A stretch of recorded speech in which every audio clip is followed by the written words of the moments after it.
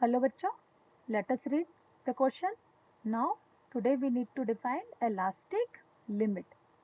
ठीक है, what is elastic limit? तो चलिए समझते हैं हम. The key concept is defining elastic limit. ठीक है, तो क्या होती है इलास्टिक लिमिट, उसे देखने के लिए चलिए एक एग्जांपल लेते हैं. मान लिया एक L लेंथ का वायर है. ठीक है, इसे हैंग किया गया है. जब इस पर डीफॉर्मिंग फोर्स अप्लाई होता है, माना इसे वर्टिकल डायरेक्शन में फोर्स अप्लाई किया गया, तब नेक्स्ट इसकी पोजीशन है ना, इसकी नेक्स्ट पोजीशन होती है कि वायर की जो लेंथ होती है वो क्या हो जाती है, इंक्रीज हो जाती है. लेकिन अगर हम अब डिफॉर्मिंग फोर्स को हटा दें, ठीक है, डिफॉर्मिंग फोर्स को हम हटा दें, so what is the next position of the wire after some time. ठीक है, after some time it will regain its original length. तो अगर यहाँ लेंथ L है तो ये लेंथ हो जाएगी L प्लस डेल L, है ना, कुछ जो चेंज हुआ है लेंथ में. एंड आफ्टर सम टाइम, ठीक है, after some time object will gain its original length. तो अगेन उसकी लेंथ क्या हो जाती है, L फिर से गेन कर लेता है. Correct. So what is elastic limit of the, ठीक है, elastic limit of the material. So elastic limit is the applied value of applied force. हम कह सकते हैं it is the value of applied force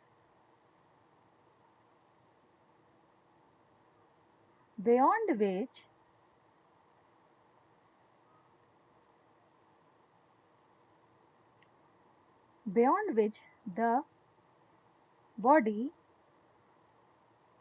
does not come back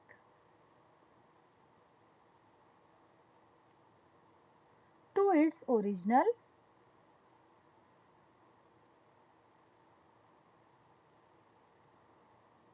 shape.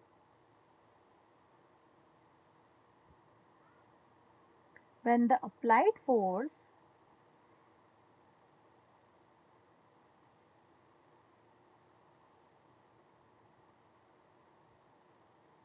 is reduced. Correct. So what is the elastic limit of a material? कि जब हम deforming force apply करें तो object की लेंथ में क्या हो जाता है, चेंज होगा, और जैसे ही डिफॉर्मिंग फोर्स हटाएंगे तो वो अपनी ओरिजिनल लेंथ में आ जाएगा.